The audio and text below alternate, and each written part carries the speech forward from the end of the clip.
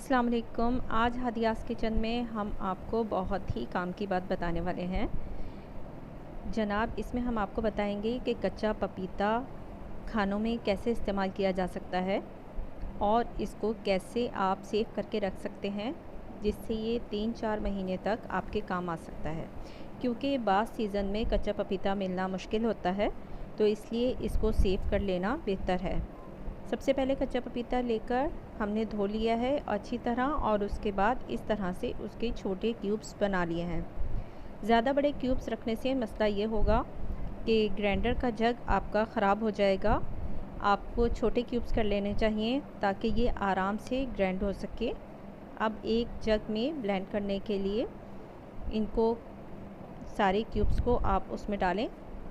अगर बहुत ज़्यादा मिक़दार में आपके पास कच्चा पपीता मौजूद है तो थोड़ा थोड़ा करके आप 2 बार में उसको ब्लेंड करें। कच्चा पपीता डालने के बाद हमने थोड़ा सा मिक़दार में उसमें पानी डाला है। पानी की मिक़दार कम रखनी है। ये देखें, इस तरह से इसको हमने ब्लेंड कर लिया है और ये सारा पेस्ट तैयार हो गया है। इसमें पानी कम रखा है क्योंकि फिर वो अच्छा नहीं जायका देता।